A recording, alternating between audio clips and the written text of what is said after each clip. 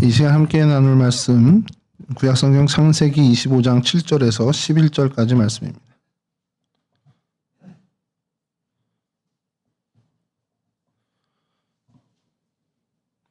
창세기 25장 7절에서 11절까지 말씀 저는 한 절씩 교독하도록 하겠습니다. 아브라함의 향년이 175세라. 이에 나이가 높고 늙어서 기운이 다하여 죽어 자기 얼적에로 돌아가매 그의 아들인 이삭과 이스마엘이 그를 마므레 앞 해쪽 속 소알의 아들 에브론의 밭에 있는 막벨라 굴에 장사하였으니 이것은 아브라함이 해쪽 속에게서 산 밭이라. 아브라함과 그의 아들 사라가 거기 장사되니라. 함께 하시죠. 아브라함이 죽은 후에 하나님이 그의 아들 이삭에게 복을 주셨고 이삭은 베엘라 헤로이 근처에 거주하였더라. 아멘. 아멘. 예, 오늘 저희가 살펴볼 성경의 지명은 막벨라입니다. 지난번 저희가 그 마므레 그리고 그 쪽을 살펴보면서 사진 한 장을 보여드린 적이 있습니다. 그래서 큰 성체 같이 생긴 그곳에 그곳이 이제 막벨라라고 약간 예고편을 좀 보여드렸는데 이 막벨라는 히브리 말로 뭐 발음은 마크벨라 이렇게 할 수 있는데 겹쳐졌다, 혹은 이중 이런 의미를 갖고 있습니다. 어원을 따져보는 이제 구약학자들은 이것이 어느 사람의 이름에서 이제 나온 것으로 이제 추정을 하고 있고요. 어쨌든 이게 거의 고유명사처럼 이제 돼버려서 막벨라 그러면 아브라함과 사라 여기가 묻힌 곳으로 이제 저희가 다 그렇게 이제 완전히 대명사처럼 돼버렸고 요 근래에 이제 지명은 현대어로 페트리아크 동굴이라고 이제 조상들의 무덤이란 조상들의 굴이라는 그런 뜻을 갖고 있는 지명이 돼버렸습니다. 그래서 위치를 먼저 좀 보여드리면 지도를 먼저 좀 보겠습니다. 첫 번째 지도 보면 예루살렘에서 남쪽으로 베들레헴 그 밑으로입니다. 이제 지도가 익숙하신 분은 저기는 대충 어디겠네라고 하실 거예요. 그러면 다음 지도를 보시면 그 생각이 맞습니다. 헤브론 바로 옆입니다. 그러니까 헤브론 지경이라고 보시면 되고요. 그 헤브론이 예전에 이름 뭐 기럇 아르바 뭐 이런 이름들을 갖고 있는 그런 곳이 계속 뭐 이름은 좀 바뀌지만 이 아브라함의 주된 근거지가 된 곳이고 결국엔 저희로 치면 이제 선산이죠. 아브라함의 선산이 이제 여기에 갖춰지게 됐다라는 겁니다. 그런 의미에서 막벨라 이 지역이 좀 의미를 갖고 있고요. 이 막벨라가 처음에 이제 성경에 등장하게 된 것은 결국 사라의 그 아브라함의 아내 사라가 죽는 그 장면에서 시작이 됩니다. 그래서 아브라함 이 막벨라 이제 성경적인 배경을 찾아보면 창세기 23장에 사라가 이제 죽는 장면인데 창세기 23장 1절입니다. 사라가 127세를 살았으니 이것이 곧 사라가 누린 횟수라. 이제 사라가 죽게 됐다라는 것을 성경에서 언급하고 그렇게 되면은 이제 무덤을 찾아야 되는데 그 무덤을 찾는 과정에서 이 막벨라의 밭이라고 하는 사실은 처음에 막벨라 굴이라기보다는 밭이 먼저 등장을 하죠. 그래서 창세기 23장 7절에서 9절에 이제 등장을 합니다. 제가 읽어드리겠습니다. 아브라함이 일어나 그 땅 주민 헷 족속을 향하여 몸을 굽히고 그들에게 말하여 이르되 나로 나의 죽은 자를 내 앞에서 내어다가 장사하게 하는 일이 당신들의 뜻일진데 내 말을 듣고 나를 위하여 소알의 아들 에브론에게 구하여 그가 그의 밭머리에 있는 그의 막벨라 굴을 내게 주도록 하되 충분한 대가를 받고 그 굴을 내게 주어 당신들 중에서 매장할 소유지가 되게 하기를 원하노라 하매. 이제 사라의 죽음을 맞이하고 이제 장사를 치를 무덤을 찾고 있었습니다. 그리고 이곳 막벨라 밭 안에 그 초입에 있는 굴이 적당하다고 생각을 해서 그 땅의 소유주인 이 에브론에게 공개적으로 구매 의사를 밝힌 겁니다. 팔라고 하는 아브라함에게 이 에브론이 어떤 반응을 보이는지 이 부분에 대해서 저희가 조금 이제 언급할 필요가 있는데 창세기 23장 10절에서 11절입니다. 에브론이 헷 족속 중에 앉아 있더니 그가 헷 족속 곧 성문에 들어온 모든 자가 듣는 데서 아브라함에게 대답하여 이르되 내 주여 그리 마시고 내 말을 들으소서. 내가 그 밭을 당신에게 드리고 그 속의 굴도 내가 당신에게 드리되 내가 내 동족 앞에서 당신에게 드리오니 당신의 죽은 자를 장사하소서. 요렇게 이제 반응을 합니다. 그러니까 이거 내가 사겠습니다. 이제 공개 구매 의사를 밝혔더니 이 에브론이 그렇게 하지 말고 내가 이거 당신 무상으로 줄 테니 거기에 이제 장사를 치르십시오라고 이제 제안을 합니다. 저는 이제 어릴 때 이 부분이 아브라함이 대단한 사람이구나. 내가 우리 가족 묘를 좀 만들려고 장사를 지내려고 하려고 땅을 산다고 그랬더니 그 땅 주인이 내가 당신한테 어떻게 팝니까? 그냥 가지세요. 라고 한 걸로 이해를 했습니다. 대부분 다 그렇게 이해를 하시죠. 이제 이 이야기를 구약 이제 창세기 수업 시간에 듣게 됐는데 거기서 희한한 자료가 하나 등장을 해요. 교수님이 이제 얘기해 주신 것 중에 하나가 히타이트 법률이라는 게 등장을 합니다. 그러니까 아브라함 당시 이 팔레스틴 지역의 해족속들과 더불어 있었던 그때 당시의 법률입니다. 통용되는 법률인데 거기에 토지 매매에 관한 그런 조항들이 있습니다. 그래서 이 에브론이 그냥 당신을 가지십시오라고 공개적으로 사람들에게 얘기한 그 부분이 해석이 저희가 이해하고 있는 것과 조금 다릅니다. 그러니까 이 에브론이 공개적으로 주겠다라는 이야기를 한 것이지만 사실상 이것은 법률의 어떻게 보면은 이득을 법적인 어떤 좋은 위치에 서고자 그런 공개 의사를 밝힌 겁니다. 그러니까 성경학자들 얘기는 당시의 히타이트 법률에 의하면 외국인은 그 땅을 소유하려면 값을 치르고 공식적인 계약과 매매를 해야만 그 밭을 소유할 수가 있다는 겁니다. 그냥 워낙에 이제 거류하는 사람들이 많고 나그네들이 많으니까 그냥 텐트 치고 장막에 쳐서 앉아 있고 그냥 사람을 묻거나 뭐 자기 밭을 해도 크게 관여하진 않지만 언제고 땅 주인이 야, 다 나가 내 거야 하면은 그가 갖고 있었던 그 자리에서 뭐 얻었던 열매라든지 소유했던 어떤 그 양이라든지 목축 이런 것들을 다 뺏어올 수 있는 어떤 그런 근거의 법률이 된다라는 겁니다. 그러니까 심지어 거기에 장사를 지냈어요. 그러면 그 장사를 지낸 그 자리를 소유권자가 주장해서 이거 내 거야 그래 버리면 더 이상 뭐 할 수 없이 다 뺏길 수밖에 없다라는 겁니다. 그러면은 그때 또 거래가 생겨나겠죠. 뭐 시가가 이 정도인데 내가 뺏으려고 하면 더 큰 값을 불러서 사게끔 할 수밖에 없는 어떤 그런 일들이 있었다라는 겁니다. 그래서 아브라함 역시도 이 법률을 너무 잘 알고 있어서 공개적으로 구매 의사를 밝혔고 실제로 그가 어떤 거래의 첫 단계로 무상으로 주겠다라는 이야기에 사실은 현혹되지 않고 정식으로 값을 치르고 그것을 완전히 소유권을 자신의 것으로 삼았다라는 것이죠. 그렇게 성경학자들이 해석을 합니다. 근데 이게 굉장히 큰 의미를 갖는 게 이제까지만 해도 아브라함은 땅을 소유하고 있지 않았습니다. 뭐 하나님의 뜻에 따라서 가나안 지경까지는 왔지만 그리고 하나님이 너에게 이 땅을 주겠다 했지만 사실 단 한 평도 그가 소유하고 있는 땅은 없었어요. 그리고 이제는 그 땅을 실제로 소유하게 된 것이죠. 이게 그래서 아브라함의 그 신앙과 이스라엘 민족에게 굉장히 중요한 사건 중에 하나로 볼 수 있습니다. 그만큼 의미가 있는 거죠. 아브라함이 첫 번째 정착이라기보다 소유하게 된 그러한 땅이라는 겁니다. 그리고 이것이 그 가문의 선산으로 자리 잡게 되죠. 우리가 잘 알고 있듯이 이 땅이 아브라함이 값을 치르고 실제로 그 이후의 후손들에게 선산의 역할을 하게 됩니다. 이 막벨라 밭 그 전체를 이제 사게 되고 그 안에 있었던 동굴을 특별히 막벨라 굴이라고 이야기하는데 그리고 그 굴에 사라를 안장하게 됩니다. 그 과정을 이제 23장 16절에서 19절에 이제 이렇게 정리를 합니다. 창세기 23장 16절에서 19절인데요.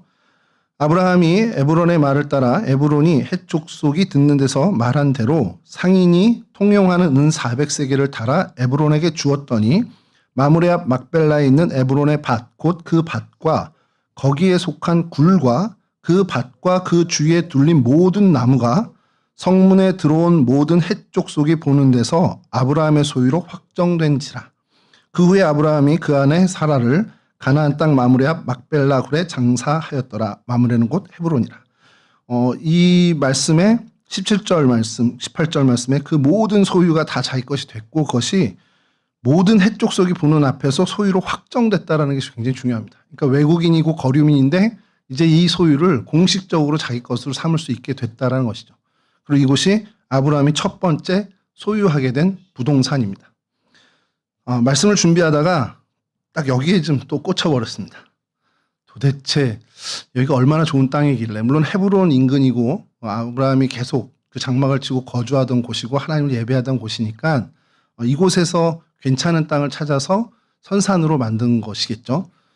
그 좋은 땅이었고 여기를 사기 위해서 공개적으로 거래의 희망을 했고 그리고 또 모든 사람들 앞에서 사실상 그것을 이제 얻게 됐습니다.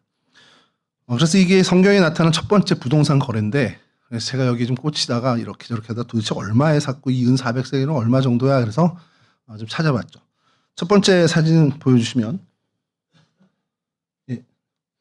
1세겔이 20게라입니다. 그래서 한 11.4g 정도 되는데 이 은 1세겔이 성경의 데나리온 뭐 드라크마까지 다 환산을 해보면 약 4일치 품삯이 됩니다. 한 데나리온 그러니까 4드라크마 정도 되고 4데나리온 정도 되니까 4일의 품삯입니다. 그래서 오늘날로 치면 8만 원을 잡으면 32만 원, 10만 원을 잡으면 40만 원 정도가 됩니다.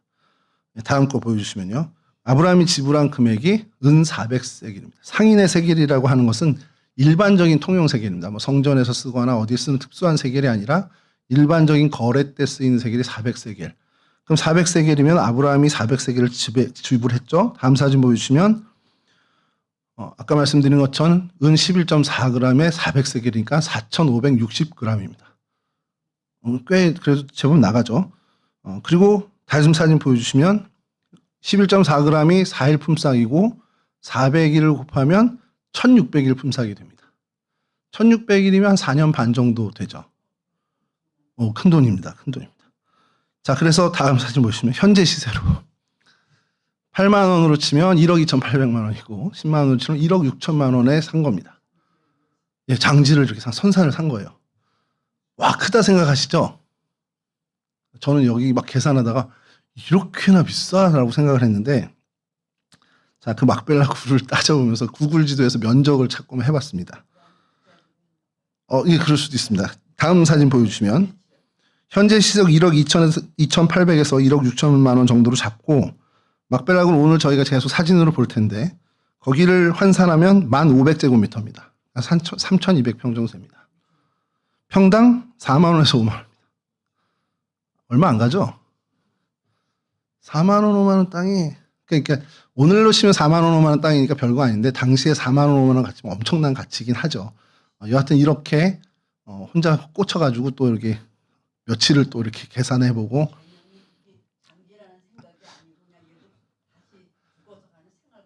뭐 선산으로 한 거고 하니까요. 그래서 자기 그 첫 번째 부동산 소유를 평당 4만 원에서 평당 5만 원짜리를 이렇게 해서 3,200평 정도를 구매했다 정도입니다. 사실 이건 저희가 오늘 말씀 나누려고 하는 핵심은 아니고요. 그냥 하다 보니 이 정도. 저는 이제 여기서 여러분께 말씀을 드리고 싶은 게 막벨라 굴이라고 해서 그 어떤 언저리에 있는 굴이 아니라 3,200평 정도 되는 그 땅이라는 것을 좀 기억해 줬으면 하는 마음에서 오늘 좀 말씀을 드렸고요. 자, 이곳에 그래서 어떤 일이 이후에 벌어지냐. 창세기 35장 29절입니다. 이삭이 나이가 많고 늙어 기운이 다음에 죽어 자기 열조에게로 돌아가니 그의 아들 에서와 야곱이 그를 장사하였더라. 성경에 이삭이 죽은 다음에 에서와 야곱이 와서 장사를 했습니다. 근데 어디에 장사했다라는 것이 나오지 않습니다. 제가 좀 이상한 말 했나요? 어디 장소는 안 나와요. 자, 그런데 창세기 49장 31절입니다. 아브라함이 그의 아내 사라가 거기 장사되었고, 그러니까 아브라함과 그의 아내 사라가 거기 장사되었고, 이삭과 그의 아내 리브가도 거기 장사되었으며, 나도 레아를 그곳에 장사하였노라. 여기서 성경 퀴즈를 저희가 드리면, 우리 지난주에 우리 동대문 지방 성경 골든벨을 했거든요. 제가 정말 반성을 많이 했습니다. 우리 초등학생 애들이 성경을 맞추는데요. 오늘 이것까지 얘네들이 안다고? 물론 이제 예상 문제를 주고 그 150문제 정도에서 내긴 했지만 그 150문제를 그래도 2, 3주 안에 이 친구들이 이렇게 다 맞춘다는 것. 이게 너무너무 제가 신기할 정도로 잘하는 거예요. 그리고 우리 유반희 장로님이 안 오셔야 되는데 오늘 오셔가지고 우리 호찬이가 5등을 했습니다. 그래서 연회 성경 골든벨 대회에 나가는 참가 자격이 주어졌습니다. 그 아이들의 성경 맞추는 거 보면서 제가 깜짝 놀랐거든요. 그래서 이 성경을 내가 더 읽어야 되겠구나라는 생각을 했는데 여기서 여러분들에게 그럼 퀴즈를 내면 이 49장 31절 문장을 좀 읽어보시면 누가 한 말인가요? 예, 그렇죠. 나도 레아를 거기 보면 야곱이 한 말입니다. 야곱이 아까 말씀드린 창세기 35장에서 그의 형 에서와 아버지 이삭을 장사를 지냈습니다. 어디라고 장소는 안 나오는데 창세기 49장에 와서 그가 증언을 하기를 이 아브라함과 그러니까 할아버지 할머니 거기 묻혔고 내 아버지와 어머니도 거기 장사되었고 나도 내 아내 레아를 거기에 장사했다라는 겁니다. 그러니까 아버지 이삭도 이 막벨라 굴에 장사를 했다라는 거죠. 그럼 이제 우리가 쉽게 생각하는 건 이 막벨라 굴은 결국 아브라함도 사라도 이삭도 리브가도 그리고 레아도 그곳에 장사가 되었고요. 그 다음에 창세기 50장 12절에서 13절입니다. 야곱의 아들들이 아버지가 그들에게 명한 대로 그를 위해 따라 행하여 그를 가나안 땅으로 메어다가 마므레와 막벨라 밭 굴에 장사하였으니 이는 아브라함이 해쪽 속 에브론에게 밭과 함께 사서 매장지를 삼은 곳이더라. 예, 야곱도 그곳에 매장이 됩니다. 그러니까 우리가 잘 알고 있는 족장들이 이곳에 부부가 다 매장이 된 거죠. 이 부분을 좀 나중에 또 기회가 있으면 또 한번 저희가 좀 다루길 아마 될 것 같은데요. 이게 꿈 같은 얘기인데 그렇게 되면 너무 감사하겠죠. 여하튼 이 야곱의 가족이 애굽으로 이주하고 나서 사실 거기에 이제 뭐 친인척이 남았는지 모르겠습니다만 이 야곱의 가족은 안 남아 있어요. 헤브론 땅에. 근데 여전히 그 굴은 그들의 선산으로 인정받게 됐다라는 거. 그게 아까 말씀드린 히타이트 법률 때문에 누구도 그것을 건들지 못하는 상황이 됐다라는 걸 성경학자들이 또 해석을 합니다. 그래서 그 부분에 대해서 나중에 또 저희가 기회가 되면 그 부분을 좀 더 했으면 좋겠고, 이 기록이 왜 그러냐면 족장들이 다 묻혔잖아요. 그러면 자연스럽게 그 다음 족장인 유다든지 요셉이든지 뭐 다른 형제들은 둘째치고 이 둘 중에 하나는 거기에 묻혔지 않았을까라는 생각을 저희들이 이제 자연스럽게 하게 될 텐데, 요셉은 정확히 여호수아 24장 32절에 세겜 땅에 묻혔다고 성경에 기록이 되어 있습니다. 그래서 세겜 지금 나블레스라는 곳에 가면 요셉의 무덤이 지금도 기념 성지로 되어 있죠. 그런데 이게 조금 좀 다른 건데, 위경 중에 12족장 유언이라는 책이 있습니다. 거기에는 이 요셉 역시도 이후에 헤브론으로 이장이 된 걸로 기록이 됩니다. 이게 성경엔 그렇게 되니까 이게 위경이니까 맞는지 아닌지는 모릅니다. 그래서 그러면 이 막벨라 굴 이 기념 성지에 요셉의 묘도 있지 않을까라고 하는데 현재까지는 요셉의 묘는 없습니다. 그러니까 요셉을 기념할 만한 그 장지는 없고요. 근데 이제 그렇게 주장하는 일부의 학자들이 있고, 아직 유대교에서도 또 이슬람교에서도 정확히 이것을 인정하지는 않고 있는 상황입니다. 뭐 요건 그렇게 중요하지 않은데요. 그 다음에 뭐 여러 이제 이후에 요세푸스의 그 기록에도 또 제롬의 기록에도 계속 이 막벨라 굴에 대한 기록이 나오는데, 그러니까 구약의 여러 이제 성지들이라고 하는 유적지 중에 이 막벨라 굴만큼 확정적인데도 드물 정도로 아주 거의 확정시되는, 여기가 막벨라 굴이었어라고 하는 곳이 좀 드물죠. 어디는 추정하는 데가 좀 많은데 여기는 거의 99.99% 이곳이다라고 확정이 돼 있는 상태입니다. 이후에 무슨 많은 고고학 증거들이 이렇게 쭉 있는데요. 뭐 1917년에 한 영국 장교가 우연하게 발견한 그 부분들이 이제 좀 고고학적으로는 성과지만 이미 이전부터 뭐 예수님 시대 때부터 이곳은 막벨라굴이라는 게 너무 명확해서 고고학적으로 크게 어떤 반전을 일으킬 만한 어떤 그 발견은 사실 없었고, 막벨라굴에 터가 있으니 그곳에 이제 기념적인 어떤 건축물을 짓고 그 다음 세대가 뭐 증축을 하고 또 개축을 하고 막 그렇게 이제 세월이 가면서 지금 이제 좀 이후에 보실 사진 그 모양으로 지금 이제 갖춰졌는데, 그것이 바로 헤롯 왕 때 갖춰진 모습이 그대로 지금 보존이 되고 있습니다. 물론 이제 조금씩 보존은 했죠. 그것을 보면 다음 사진 보여주시죠. 지난번에 한번 예고편으로 좀 보여줬던 그 성체인데요. 예. 성입니다. 헤롯 왕이 건설한 막벨라굴 기념 성체죠. 이 다음 사진 보여주시면 해마다 이런 행사들이 있어서 저 성체까지 올라가는 그런 곳이고요. 전에 한번 저희가 말씀드렸지만 헤브론이 그 웨스턴 뱅크니까 그 서한 지구에 있기 때문에 팔레스틴 사람들하고 이스라엘 사람들하고 같이 지금 공용해서 나누어서 지금 그렇게 차지하고 있는데, 이 성체도 되게 독특한 경우입니다. 그래서 성체의 반은 아랍에서, 그러니까 팔레스틴에서 관리를 하고 반은 이스라엘 국가죠. 유대인들이 관리를 합니다. 그래서 그 안에 유대인 회당도 있고 반쪽엔 모스크가 있죠. 그 회교 사원이 있죠. 그렇게 지금 나눠진 상태입니다. 이런 모습을 갖고 있고요. 밤에 찍은 사진인데요. 다음 사진 보여주시면 예, 지금도 많은 행사들이 있다고 해요. 그래서 현재 이스라엘 사람은 모스크 지역, 아랍 팔레스틴 지역에 이 성체를 출입을 할 수가 없습니다. 엄격하게 제한을 하고 있고 또 팔레스틴 사람들 역시도 이 유대인이 관할하는 지역에 엄격하게 검문을 해서 들어가지를 못합니다. 근데 이제 홍순아 목사님은 한국인이다 보니까 이곳도 들어가고 저곳도 들어가고 그것을 이제 영상에서 너무 감사하다고 이제 표현을 하시는 거죠. 내가 한국인이라 다 볼 수 있어. 그러면서 너무 감사해 하시는데 그 자료도 좀 몇 개 이제 가져오긴 했습니다. 자, 그래서 낮에 본 요 성체를 하나 띄워드릴 텐데요. 예, 저 위에 있는 깃발 좀 보이십니까? 예, 저희 어디 깃발이죠? 예, 이스라엘의 다윗의 별입니다. 저희 광화문 가면 많이 볼 수 있는. 예, 근데 요 기역자로 된 요 부분이 이스라엘이 관장하는 곳이고요. 반대편이 팔레스틴 자치기구가 관장하는 곳입니다. 그곳의 사진은 구하지를 못했습니다. 그런데 그곳에 있는 사진이 하나 있는데요. 입구에서 찍은 간판 사진입니다. 다음 사진 보여주시면 예, 히브리어가 돼 있죠. 이거를 읽을 줄 알면 참 좋겠는데 우리 유종인 장로님도 안 계시고 그래서 샤르산 에덴이라고 합니다. 샤르산 에덴이니까 에덴의 문입니다. 그러니까 왜 에덴의 문일까? 이 샤르산이요. 좀 오늘은 좀 안 쓸 수 있나 했는데 요 밑에가 샤르산 에덴입니다. 샤르산 에덴인데 요 위에 예, 이 큰 대문자로 앞글자를 하나 해놨잖아요.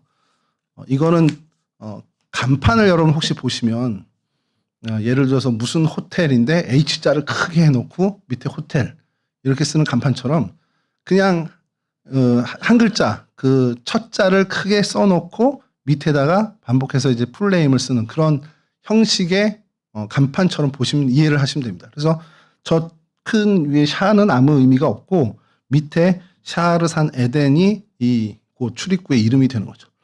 아랍 지역에 이런 그 간판이 있는데 이게 왜 그러냐? 유대 전승에 카발라 전승이 있습니다. 카발라 전승이 있는데 그 전승에 따르면 에덴 동산의 입구가 여기였다는 거예요. 처음 들으시죠? 당황스럽지만 이 전승이 있습니다. 그래서 카발라 전승에 에덴의 입구가 지리적인 위치로 이곳이었다라는 전승이 있어서 또 그것을 이 이스라엘 사람도 아랍 사람들도 일부는 좀 믿고 있어요. 그리고 이곳에 헤롯 왕이 이 성체를 지을 때 이 출입문 이름을 에덴의 문이라고 짓게 된 거죠. 그러니까 그런 전승에 따라서 이렇게 있다라는 거.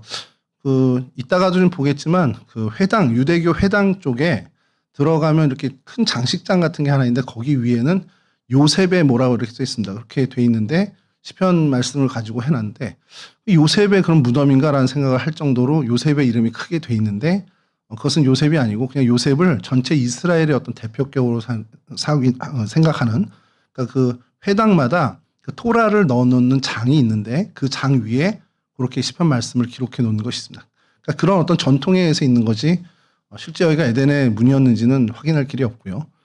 요셉의 무덤은 말씀드렸듯이 이곳에는 없다라는 것. 그래서 다음 사진을 보여주시면 이게 이 막벨라굴의 구조도입니다.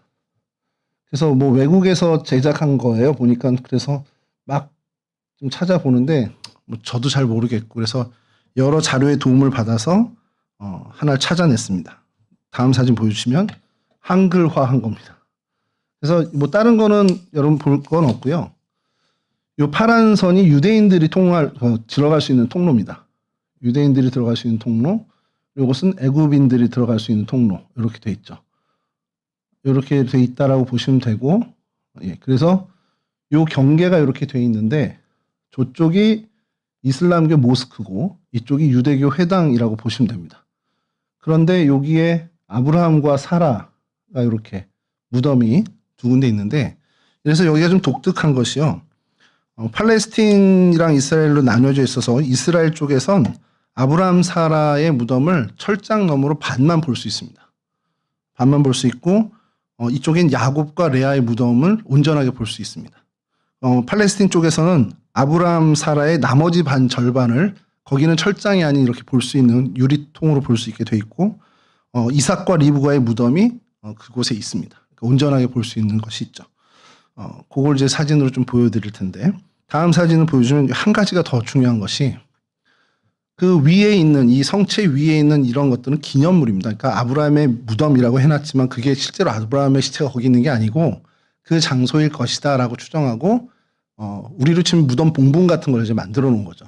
만들어 놨는데 실제로 이곳 지하에 굴이 있습니다. 실제 굴이 있고 추정하기는 그곳이 그 아브라함 가문의 장지가 아니었겠냐라는 추정을 합니다. 근데 들어갈 수 있는 곳이 저 끝에 계단이 있는데 또 이쪽으로 이렇게 통하는 통로에 구멍이 있습니다. 그것도 이따 사진으로 보여드릴게요. 그러니까 이 성체 지하에 실제 막벨라 굴이 있다라는 것 정도로 저희가 보시면 되겠고요. 그래서 이 외관 사진을 좀 보여드리면 다음 사진 보여주시면 여기가 이제 유대인들이 출입할 수 있는 출입문이고요. 다음 보여주시면 이곳 역시도 유대 지역 출입문이 랍비들이 출입하기 위해서 대기하고 있는 그리고 이곳을 들어가면 보여주시죠? 이 장 같은 게 있는데 이게 시편 81편 5절이 기록되어 있는 겁니다. 나중에 이건 좀 찾아보시죠. 찾아보시면 되는데 그 기록되어 있는 것이 이제 요셉이라는 이름이 등장하는데 그래서 많은 사람들이 착각을 하죠. 그러나 이제 그 성지 순례에 다녀오신 분들이 그것을 올려놓는 것이 그 요셉의 무덤을 얘기하는 요셉이 아니라 이것은 이제 토라장입니다. 토라를 보관한 그 장이고 이곳에 그러니까 전체적인 이스라엘을 대표하는 이름으로 이 요셉을 사용한 것으로 이해를 하시면 됩니다. 다음 사진은 이제 팔레스틴 관할 지역 출입문입니다. 출입문이고 이곳을 이제 멀리서 좀 찍은 사진은 다음 사진 보시면 좀 멀리서 찍은 사진이고 이곳은 안에 들어가면 이제 아랍어로 표지가 되어 있습니다. 예, 뭐 중요하지 않으니까 다음 넘어가면 이제 우리가 찾아보고 싶은 아브라함과 사라의 무덤 앞에 있는 무덤 입구의 그 휘장이죠. 휘장이고 다음 보여주시면 예, 뭐라고 쓰였는지 번역본을 보여드리고 싶지만 가운데 큰 글자는 아브라함입니다. 그 정도는 이제 읽으실 수 있어야 됩니다. 예, 어쨌든 여기가 아브라함 사라의 무덤의 입구에 있는 것이고요. 다음 보여주시면 이게 아브라함의 무덤입니다. 그래서 이 철장이 있어서 저쪽 반대편은 그 팔레스틴이 관장하는 그 구역이고 이스라엘 쪽에서는 여기만 볼 수 있는데 요 사진을 구했는데요. 이렇게 좀 낡았나 그랬는데 요번에 다녀오신 분이 사진을 또 올려주셨더라고요. 그래서 몇 년도에 바뀐 건지 모르지만 다음 사진 보여주시면 앞에 간판이 바뀌었습니다. 새 걸로. 티가 나나요? 예, 요렇게 그 썩음썩음 하던 게 이제 새 걸로 이제 바뀌었고요. 다음에 사진을 보여주시면 저 반대편에서 그리고 이쪽 편에서 볼 수 있는 이게 아브라함 무덤인데 이건 아랍 쪽에서 팔레스틴 쪽에서 볼 수 있는 그런 유리문을 통해서 볼 수 있는 그런 정도 이렇게 돼 있고요. 다음 사진 보여주시면 이건 사라 무덤입니다. 사라의 무덤인데 저 오른쪽에 있는 저쪽에 있는 게 사라 무덤이고 위에 사라라고 써 있고요. 뭐 외부에서 좀 귀한 손님이 오셨는데 저분이 히브리어를 잘 하시는 분입니다. 그래서 제가 지금 거짓말을 못해요. 그래서 히브리어를 다 읽고 계시기 때문에 예, 그 사라고 이걸 가까이서 보시면 여기 역시도 옛날 간판이 있습니다. 사라의 무덤이라고 되어 있는 옛날 간판이 있는데 우리 어머니 사라 이렇게 되어 있는데 이걸 이제 새로운 간판으로 바꾼 사진이 다음 사진 보시면 예, 아브라함 거 바꿀 때 같이 바꾼 것 같아요. 어쨌든 이건 이 이스라엘 쪽에서 이제 한 거고요. 다음 사진 보여주시면 이제 아랍 쪽으로 들어간 이제 목사님 사진인데 그 목사님 얼굴이 초상권에 걸릴지 모를까 싶어서 이제 이렇게 얼굴을 가려놨는데 저쪽이 이제 리브가와 이삭과 리브가의 무덤입니다. 이건 이제 아랍 쪽이 관장하는 쪽에 그 곳인데 어느 쪽이 리브가고 어느 쪽이 이삭인 것 같습니까? 이렇게 세 줄이 있는 게 리브가고 저쪽 게 이삭 거랍니다. 다음 사진 보여주시면 이곳에선 계속 행사가 있습니다. 아마 그 임맘들이 이제 그 꾸란을 이제 계속 읽는 그런 것들이 계속 행해지고 있고요. 그래서 여기가 이삭의 무덤 앞에서 계속 이렇게 경을 읽는 그런 것이 이어지고 다음 사진은 이제 리브가 무덤과 이삭 무덤 사이에서 걔네로 치면 예배죠. 우리로 치면 예배인데 걔네들은 뭐라고 하는지 잘 모르겠습니다만 그런 집회들이 이렇게 정기적으로 있다고 합니다. 다음 사진 보여주시면 이제 유대 관할 지역, 이스라엘 관할 지역에 이제 좀 알겠죠. 저 맨 위에는 발음이 야곱입니다. 야곱으로 되어 있고 야곱의 무덤 앞에 사진이고요. 물론 이거 철장을 여는 시간이 있답니다. 이래서 볼 수 있는 시간이 있다는데 뭐 거의 그런 사진은 구하지 못했습니다. 다음 사진도 이거는 히브리어를 읽으면 좋겠다라는 욕심이 좀 생겼으면 좋겠다 해서 번역본을 안 올리는데 레아의 무덤이고요. 뭐 야곱 무덤 보여줬으니까 당연히 레아겠지 이렇게 때려 맞추셔도 되고 다음 사진 보여주시면 그 앞에 간단하게 레아의 무덤 이렇게 되어 있습니다. 그리고 요거를 이제 여러분들에게 보여드리고 싶은데 다음 사진 보여주시면 여기가 뭐냐면 내부 지하방으로 가는 내부 통로입니다. 지하방 통로라고 이제 직역을 하면 그렇게 되어 있는데 멀리서 보면 잘 모르시겠죠. 그래서 그 제일 밑에 하단을 좀 봐주시면 좀 다음 사진 보시면 조금 가까이 가서 이렇게 밑에 있습니다. 뭔가 이렇게 자물쇠로 잠겨져 있죠. 무슨 뚜껑이 있고요. 그걸 좀 확대해서 보여드리면 이렇게 되어 있습니다. 이게 뭔가 그랬어요. 저는 도대체. 근데 이제 추정은 아까 그 구조도를 봐서 알지만 이 지하에 실제 막벨라굴이 있으니까 거기랑 연결된 뭔가가 있겠구나라는 생각을 한 건데 굳이 뭐 이렇게 잠거나 볼 수 있게 좀 해놓으면 되지. 예전에 저희 뭐 베드로의 집이라든지 이런 데 보면 유리관으로 해서 이렇게 볼 수 있게 해놨잖아요. 왜 그렇게 안 해놓고 이렇게 했을까 했는데 귀중한 영상을 하나 찾았습니다.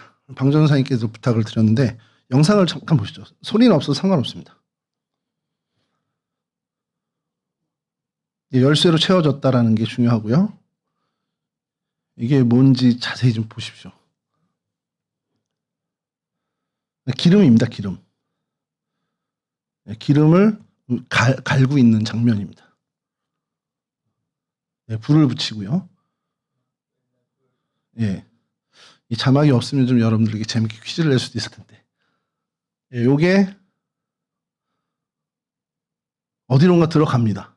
그리고 그 들어가는 장면은 찍지를 못했던 것 같아요. 대신에 들어가는 장면은 못 찍고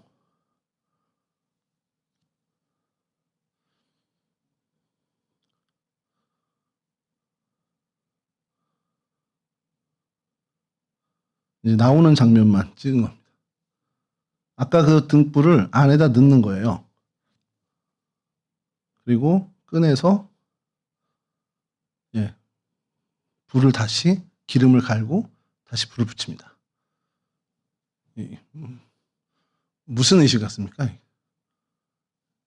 끝났는데 이 막벨라 굴을 사람이 있든 없든 상관없이 늘 밝히겠다는 거예요. 그래서 그 통로 안으로 넣어서 불을 계속 밝히고 있는 겁니다. 그 조상들이 외롭지 않겠는지 모르겠지만 어두운 곳에 있지 않도록 하려고 하는 건지 모르겠습니다만 그 유래에 대해서는 뭐 나온 게 없는데 이게 계속 지금까지도 몇백 년 아니고 몇십 년 계속 이어지고 있다는 거죠. 그래서 여기가 발굴되고 이스라엘과 또 팔레스타인 공동으로 관리하면서 요 일은 계속해서 지금까지도 진행되고 있다라는 그런 모습을 좀 마지막으로 좀 보았습니다. 여기가 이제 막벨라 굴입니다. 그래서 막벨라 굴에서 일어난 많은 일들이 없죠.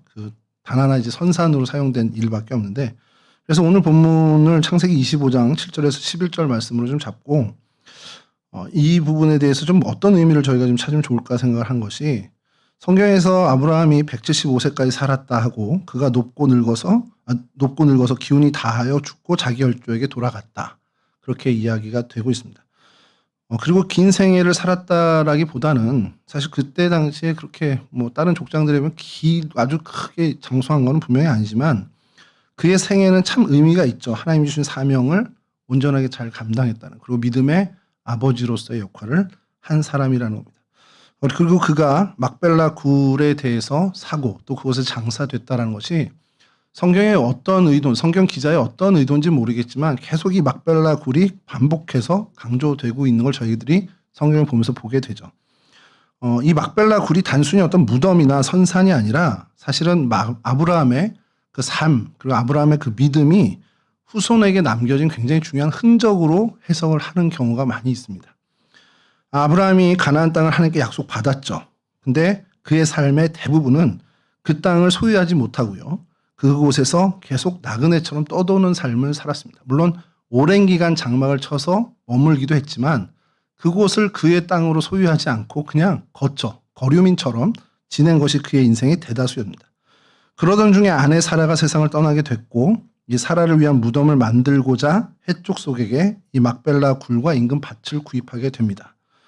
그들이 정당한 값에 대한 아까 말씀드린 히타이트의 율법대로 그 거래가 돼서 완전한 소유권을 분명히 이제 갖게 됐는데 아브라함도 그렇게 생각했겠죠.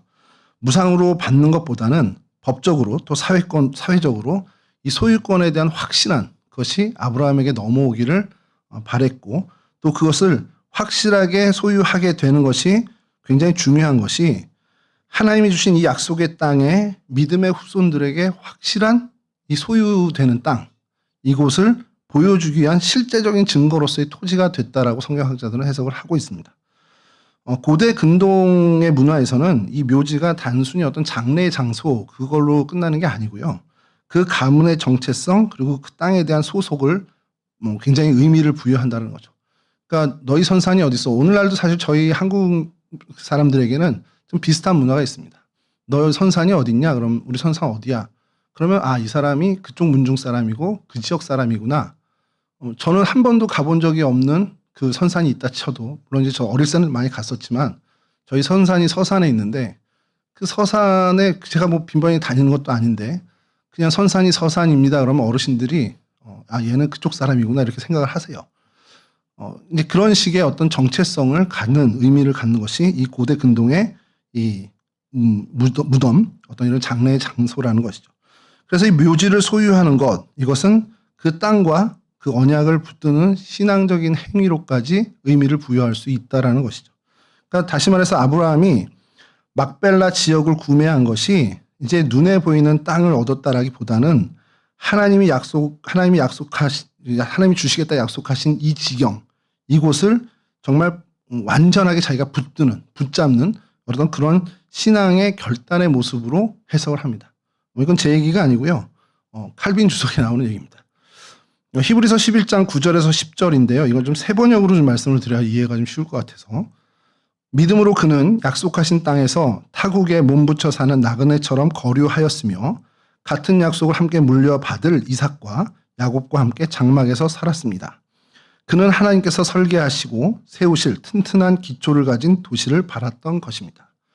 그는 이제 그것의 거류민으로 살았다는 거죠. 거류민으로 살았고 사실 그 땅이 물리적으로 자기가 가져야 되는 건 중요한 것이 아니라 하나님의 약속이 더 중요한 사람이었는데 그 약속, 하나님의 약속을 자신이 이제 죽으면 그 믿음을 이어받을 후손들을 위해서 어떻게 보면 눈에 보이는 그 증거로서 이 토지를 남겨야겠다라는 결단을 했다라는 거죠. 그래서 실제로 그것을 물리적인 그 땅을 남기게 됐고요. 아까 말씀드린 한 3,200평을 남기게 됐고 그곳이 눈에 보이는 그 아들과 그 손자에게 눈에 보이는 할아버지, 그 아버지의 믿음의 증표가 됐다라는 것이 성경학자들의 이야기입니다. 우리가 아브라함의 죽음을 관련해서 그럼 이 막벨라굴을 소유하고 한 것이 어떤 믿음을 계승하는 어떤 그런 차원에서 굉장히 중요한 증거다라고 하면 그럼 성경에서도 좀 뭔가 있어야 되지 않나? 그런데 오늘 우리가 읽은 본문에 이 두 아들이 이스마엘과 이삭 둘이 다 이 장례에 참여해서 같이 아버지를 장사하게 됩니다. 사실 이스마엘과 이삭은 이미 그 전에 결별을 했죠. 이스마엘은 완전히 독립적으로 전혀 다른 곳에서 다른 길을 걷고 있었던 아들입니다. 그런데 아버지 죽음 앞에서 다시 모이게 됐고요. 아버지의 지난날의 삶과 믿음에 대해서 다시 그 아들 둘 다 그것을 기리게 되는 그런 장면이 성경에 등장을 합니다. 이후에도 마찬가지입니다. 이삭과 리브가 역시도 그곳에서 장사를 지내는 아들들 야곱과 에서가 함께 모여서 그 장사를 지내게 됩니다. 그러니까 믿음이 세대를 넘어서 계속해서 이어지는데 그 중간중간에 결정적인 거는 분명히 아니에요. 결정적인 역할을 한 것은 아니지만 굉장히 그 세대를 넘어서는데 중요한 역할을 해주는 것이 이런 눈에 보이는 믿음의 증거일 수 있다는 것을 저희가 좀 볼 필요가 있다는 것이죠. 사실 신앙이라는 게 그렇습니다. 어떤 말뿐만이 아니라 말로만 되어지는 것이 아니고 아버지의 신앙이 자녀에게 이어지는 것이 그의 말이나 이런 것도 좀 역할을 하겠지만 실제로 눈에 보이는 그의 삶, 그의 올바른 선택 이것을 자녀들이 보면서 신앙이 그대로 유산처럼 그들에게 이어지게 된다는 것이죠. 그런 의미로 이 막벨라 굴이 하나님의 약속을 붙든 한 상징적인 의미를 갖게 된다는 것을 좀 보게 된다는 것이죠. 그러면서 좀 생각이 드는 것이 저와 여러분들도 우리 자녀에게 우리의 믿음을 분명히 계승시켜야 되는 의무를 갖고 있습니다. 그건 하나님이 우리에게 주신 막중한 책임이죠. 그럼 그 믿음을 어떻게 남겨야겠느냐? 영원한 우리의 숙제이긴 합니다만 늘 말로 신앙을 가르치고 하나님이 이런 분야라는 하나님에 대한 이야기하는 것도 물론 도움이 됩니다만 거기에 그것만으로 부족하고 더 추가적으로 그들이 볼 수 있는 눈에 선명하게 볼 수 있는 그러한 삶과 선택을 우리가 보여줘야 된다는 거죠. 우리 아버지, 우리 어머니 그런 선택의 기로에 섰을 때 항상 보면 하나님의 말씀이 기준이 되고 그 말씀대로 선택하더라. 이것을 그들의 눈으로 볼 수 있는 정말 확실한 증거들이 필요하다는 거죠. 우리 아버지 아브라함 보니까 하나님이 약속해서 이 땅을 주겠다고 했는데 그냥 이렇게 다니시다가 어느 날 보니까 진짜 이 땅에 정착하실 마음이 있었는지 그 3,200평을 딱 사시던데 라는 그러한 어떤 행동, 그런 결단을 볼 수 있어야 한다라는 것이죠. 물론 이제 하나의 땅으로 이제 상징되겠지만 오늘 이 본문을 읽는 저희들에게는 적어도 우리가 우리 자녀들에게는 내가 말로만 남기는 것이 아니라 그렇다고 말을 안 하는 게 중요하다가 아니고 또 말이 필요 없다라는 얘기가 아닙니다. 끊임없이 하나님의 말씀을 들려주고 하나님의 뜻을 일깨워주는 우리의 언어가 필요합니다만 거기에 더해져서 우리의 삶의 모습, 말로 표현하지 않더라도 우리의 삶의 그 모습, 특별히 선택의 기로에 섰을 때 우리의 선택의 기준이 하나님의 말씀이 되더라, 말씀의 정신이 되더라, 이것을 우리의 자녀들이 볼 수 있게 해야 한다는 것이죠. 예를 들어서 그 자녀들이 있습니다. 자녀들이 있는데 어디 무슨 뭐를 신청을 하면 얼마를 이제 받을 수 있는 그런 복지 시스템이 있어요. 근데 이미 나이가 지났어. 그러니까 큰애가 작은애 이름으로 그럼 내가 동생 이름으로 넣어서 내가 받아야지. 그런 얘기를 했어요. 그럼 엄마 아빠가 아이고 잘했다. 지혜로운 녀석. 이렇게 칭찬을 해주면 걔는 앞으로 어떻게 살겠습니까? 그냥 자기에게 유리한 편법들은 계속해서 정말 사냥하듯 찾아서 할 수도 있습니다. 근데 그때에 그거 정당한 방법 아니잖아. 네 동생이 안 하면 너는 그냥 포기해. 라고 정말 올바른 선택의 길을 보여주면, 그런 선택의 모습을 보여준다면 그 아이는 평생을 살아갈 때 정당한 방법, 정직한 방법을 선택할 확률이 더 높아진다는 겁니다. 이것이 신앙으로까지 이어지면 좋겠다는 거죠. 주일에 교회를 가야 돼 말아야 돼. 하나님은 뭐라고 말씀하시지 물어봐. 그런 어떤 신앙의 가이드가 될 수 있는, 특별히 그렇게 이야기해 줄 뿐만 아니라 우리 아버지 엄마 보니까 주일에 그냥 교회 가시는 게 온당 맞게 선택하시던데 그것을 그 아버지의 어머니의 뒷모습을 보면서 우리 자녀들이 눈에 보이는 그 증거를 가지고 신앙의 대를 계속해서 이어가는 그러한 모습을 저희들이 좀 꿈꾸고 그것을 우리의 비전으로 삼았으면 좋겠다는 겁니다. 아브라함은 눈에 보이지 않는 약속을 붙들고 또 그 붙드는 것을 철저하게 행동으로 옮겼습니다. 그리고 그 행동을 철저하게 이삭은 목격을 했고 모리아 산에서 한 것은 나중에 이제 모리아 때 저희가 좀 살펴볼 텐데 모리아 산에서 이삭이 그 모습을 보았고 그리고 그 외에 모든 아브라함의 모습을 보면서 그 하나님의 약속을 정말로 제대로 붙들고 하는 행동을 보아왔습니다. 그리고 그 역시도 그 아버지의 뒷모습을 눈으로 본 그 증거를 통해서 아버지의 신앙 못지않은 믿음의 조상으로서의 그 삶을, 신앙의 삶을 걸어갔다는 것이죠. 또한 그것을 본 야곱 역시도 초반에는 좀 많이 엇나가는 듯한 보이지만 결국에 그 역시도 하나님 앞에서 온전한 믿음의 삶의 그 믿음의 조상의 모습을 갖추게 되었다는 것이죠. 우리 역시도 이 신앙의 유산을 남기는 삶, 그런 삶을 살았으면 좋겠습니다. 우리 가정에서 우리 자녀에게 신앙의 유산을 남기는 삶뿐만 아니라 우리 공동체에서 우리의 삶을 정말 신앙의 삶을 우리 공동체의 믿음의 후배들에게도 보여주는 그러한 믿음의 흔적, 믿음의 유산을 남기는 우리 동성애 온 식구들이 되었으면 좋겠습니다.